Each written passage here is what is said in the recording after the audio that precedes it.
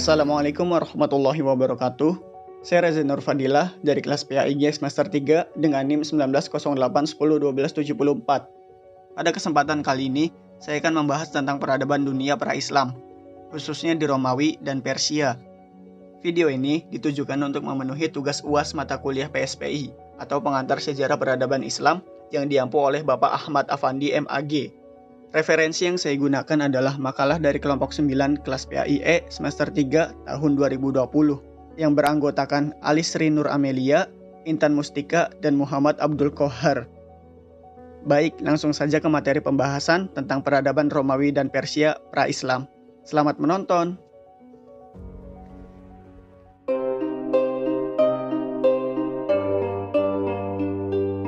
Peradaban Romawi pra-Islam. Romawi terletak di semenanjung Apenia atau Italia dan Pulau Sisilia serta Pulau Sardinia. Tanahnya berupa pegunungan Apenia sebagai kelanjutan pegunungan Alpina di bagian utara. Dataran rendahnya terletak di sepanjang pantai dan lembah Sungai Po di bagian selatan, sekitar Gunung Vesuvius. Tanahnya subur dan cocok untuk pertanian. Dan bagian utara beriklim sedang yang agak kering, sedangkan bagian selatan beriklim subtropis yang lebih basah. Masyarakat Romawi adalah campuran dari penduduk asli dan para pendatang dari suku-suku Klana di bagian utara dan sekitar Laut Kaspia.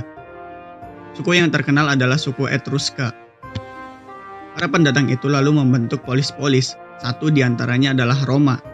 Menurut cerita lama, Roma didirikan oleh Remus dan Romulus pada tahun 753 sebelum Masehi. Mereka adalah keturunan pahlawan Troya. Dikarenakan mereka telah terbiasa berperang, maka dengan cepat dapat mendesak dan menguasai daerah Latium atau Roma dan sekitarnya. Romawi awalnya merupakan sebuah negara kota atau polis. Polis Roma mengalami perkembangan yang sangat pesat. Pada saat itu, negeri Roma diperintah oleh seorang raja dengan kekuasaan yang absolut. Raja merangkap sebagai panglima perang, hakim tertinggi, dan sebagai kepala agama. Masa pemerintahan Romawi mengalami perjalanan yang sangat panjang dengan corak yang berbeda-beda. Masa pemerintahan Romawi dibagi dalam 3 periode. Yang pertama, pemerintahan kerajaan yang berlangsung di tahun 750 sampai 510 sebelum Masehi. Legenda mengisahkan ada 7 raja yang memerintah Romawi selama 240 tahun. Raja terakhirnya adalah Tarquinius Superbus. Tarquinius Superbus adalah anak dari Tarquinius Priscus atau Raja Roma kelima dan menantu Servius Tullius, Raja Romawi ke-6. Masa pemerintahan ini diisi dengan kekejaman dan teror, sehingga rakyat memberontak padanya. Adanya pemerintahan yang kejam oleh Raja ke-7 Romawi, akhirnya pada tahun 509 sebelum Masehi, para kaum elit bangsawan dapat menggulingkan monarki. Yang kedua adalah pemerintahan republik yang berlangsung di tahun 510 sampai 27 sebelum Masehi. Pemerintahan republik ini dibagi menjadi 2. Yang pertama pemerintahan republik aristokrasi, dan yang kedua adalah pemerintahan Imperium Romanum atau Romawi. Masa pemerintahan Romawi yang ketiga adalah pemerintahan Kekaisaran Romawi. Pada masa pemerintahan Diokletian, kekuasaan Romawi terlalu besar dan luas. Hal ini kemudian mengakibatkan terhambatnya informasi dari pusat ke daerah terpencil dan kurangnya pengawasan dan penjagaan dari hal tersebut. Hal ini membuat Diokletian memutuskan untuk membagi kekaisaran menjadi 2. Yang pertama, Kekaisaran Romawi Barat dengan ibu kota Milan di bawah pimpinan Diokletian. Yang kedua, Kekaisaran Romawi Timur dengan ibu kota Nikomedia di bawah pimpinan Maximian. Negeri-negeri yang berada di bawah kekuasaan kerajaan Romawi Timur pada umumnya beragama Nasrani yang pada waktu itu terpecah dalam berbagai aliran. Adapun yang termasyhur di antara aliran tersebut ada 3. Yaitu yang pertama aliran Yakibah, banyak dianut di Mesir, Habsyah, dan lain-lain. Yang kedua aliran Nasatiroh, banyak dianut di Musil, Irak, dan Persia. Dan yang ketiga aliran Mulkaniyah, yang banyak dianut di Afrika Utara, Sisilia, Syria, dan Spanyol. Di antara ketiga aliran ini terdapat perbedaan keyakinan. Aliran Yakibah berkeyakinan bahwa Isa Al-Masih adalah Allah, dengan pengertian bahwa Allah dan manusia bersatu dalam diri Isa Al-Masih. Aliran Nasatiroh dan Mulkaniyah berkeyakinan bahwa dalam diri Al-Masih terdapat 2 tabiat. Yang pertama tabiat ketuhanan dan yang kedua tabiat kemanusiaan. Kebudayaan dan filsafat Romawi erat kaitannya dengan kebudayaan dan filsafat Yunani. Hal ini dikarenakan pada hakikatnya, kebudayaan Romawi merupakan lanjutan dari kebudayaan Yunani. Churchi Zaidan membagi kebudayaan Yunani kepada 7 zaman. Yang pertama, masa dongeng atau mitologi, yaitu zaman Yunani purba di mana seluruh kebudayaannya penuh dengan dongeng. Yang kedua, masa pahlawan atau heroik, yang berlangsung pada tahun 900 sampai 700 sebelum Masehi. Pada masa ini, hasil-hasil kebudayaan menggambarkan semangat kepahlawanan. Yang ketiga, masa lirik atau perasaan, yang berlangsung pada tahun 700 sampai 500 sebelum Masehi.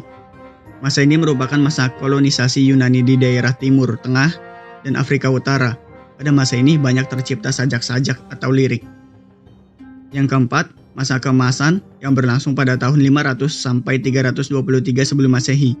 Pada masa ini terciptalah sajak-sajak tamsil atau dramatik, filsafat, khitobah, dan sejarah. Yang kelima, Pasca Iskandari yang berlangsung di tahun 323 sampai 146 sebelum Masehi. Pada masa ini, pusat kebudayaan pindah dari Athena ke Iskandaria atau Alexandria, sehingga Iskandaria menjadi pusat segala kegiatan ilmu, filsafat, dan sebagainya. Yang keenam, masa Yunani sampai Romawi, yang berlangsung di tahun 142 sebelum Masehi sampai 550 Masehi. Pada masa ini, daerah wilayah Yunani telah jatuh ke dalam kekuasaan kerajaan Romawi. Dengan demikian, jatuhlah kebudayaan Yunani. Yang ketujuh sekaligus yang terakhir adalah masa Bizantium, yang berlangsung di tahun 550 sampai 1453 Masehi, yaitu zamannya kegemilangan pusat Romawi Timur atau Konstantinopel, di mana menjadi pusat kebudayaan dan peradaban Yunani. Dalam wilayah kerajaan Romawi Timur, ada 3 bahasa yang berpengaruh, yaitu bahasa Latin, bahasa Greek, dan bahasa Suryani. Dalam bahasa-bahasa inilah ditulis kitab-kitab suci, undang-undang, cerita-cerita, sajak-sajak, dan sebagainya. Kesenian dan kesusastraan Bizantium timbul kira-kira pada abad ke-5 dalam kemaharajaan Romawi Timur. Kesenian ini berkembang terus di Rusia dan Balkan. Kesenian Romawi sangat maju pada masa Kaisar Yustianus I di tahun 527 sampai 565 Masehi dan pengganti-penggantinya dan meluas sampai ke Italia Utara. Patung-patung sangat banyak dibuat orang, demikian pula bangunan-bangunan gereja yang berkubah yang sangat terkenal yaitu gereja Hagia Sophia yang sekarang adalah masjid, dan banyak didirikan gereja-gereja yang berbentuk silang Yunani berkubah 5. Di samping itu, terjadi kegiatan dalam bidang seni lukis, seni pahat, seni bahasa, seni suara, filsafat, dan sebagainya. Dan semuanya berjiwa dan bersemangat gereja. Peradaban Persia pra-Islam. Nama Persia berasal dari suku India Eropa yang disebut Parsua. Persia merupakan pengucapan Latin dari orang India Eropa, Parsua, yang menyebut perbatasan wilayah mereka Persis. Sesuai nama suku mereka, suatu daerah yang terletak di sebelah utara Teluk Persia dan sebelah timur sungai Tigris disebut Persis atau dalam bahasa Persia disebut Pars. Peradaban Persia adalah keturunan bangsa Arya yang hijrah dari Asia Tengah ke Iran pada milenium kedua sebelum Masehi. Sumber sejarah tertulis pertama mengenai orang Persia ini ialah prasasti Assyria. Prasasti itu menerangkan tentang orang Parsua atau Persia dan Mudai atau Media. Orang Asyur menggunakan istilah Parsua untuk merujuk kepada suku-suku di Iran. Kemudian orang Yunani mengadaptasikan istilah ini untuk merujuk pada peradaban-peradaban dari Iran. Perkembangan peradaban Persia berjalan dalam 4 periode.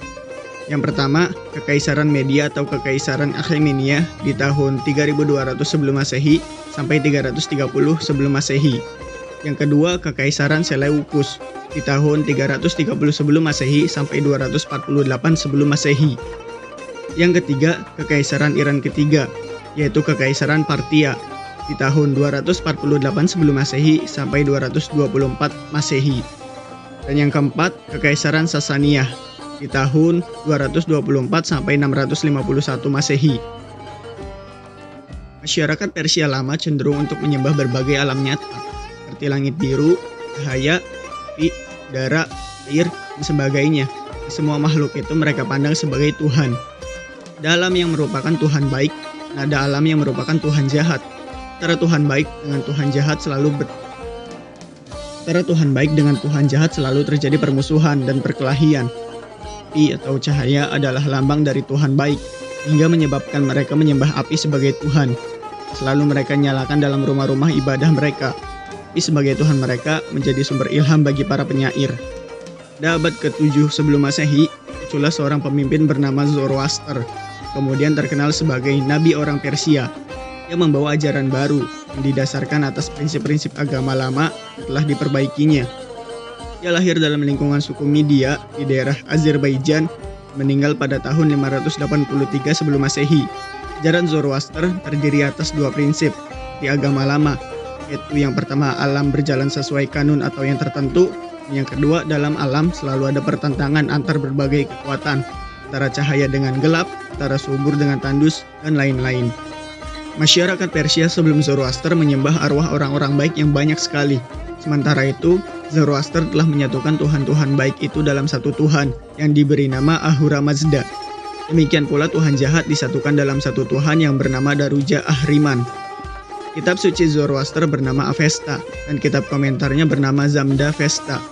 Menurut Zoroaster, antara Tuhan baik dengan Tuhan jahat selalu bermusuhan yang menjelma pada makhluk kedua Tuhan itu, sementara manusia menjadi tempat pertarungan antara kedua Tuhan itu. Menurut ajaran Zoroaster, bahwa hidup ada dua, yaitu hidup pertama atau di dunia, dan hidup kedua di akhirat. Pada waktu pemerintahan dinasti Sasanid, yang menjadi bahasa Persia resmi yaitu Pahlavi, dan juga menjadi bahasa kitab suci mereka, Avesta. Oleh karena itu, pengaruh kitab agama ini dalam memelihara dan memperkembangkan bahasa Pahlavi besar sekali. Sastra Persia dalam bahasa Pahlavi sedikit sekali yang masih tersisa, karena sastranya pada umumnya bersemangat agama yang berkeyakinan dua Tuhan.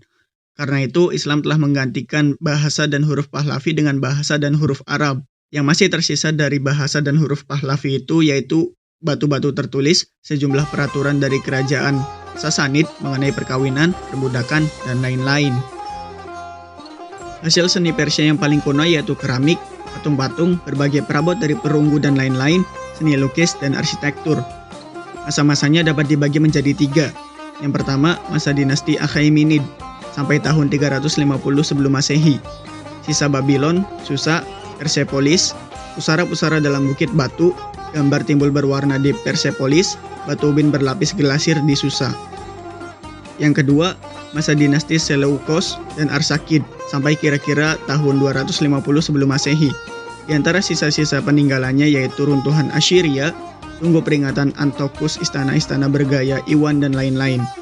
Dan yang ketiga, masa dinasti Sasanid sampai kira-kira tahun 650 Masehi. Di antara sisa-sisa peninggalannya yaitu istana bergaya Iwan yang di belakang Iwan utama didirikan belairung berkubah. Jembatan-jembatan dengan busur meruncing, gambar-gambar timbul pasang bukit berbatu, barang-barang perak anggun, beberapa tenunan dari sutra, dan lain-lain.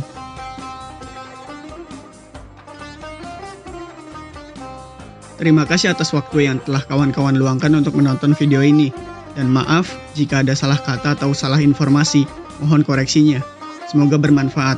Terakhir dari saya, mendekatlah pada Allah seintim-intimnya, pelajarilah ilmu sedalam-dalamnya, dan bertualanglah seluas-luasnya. Saya Reza Nur Fadilah.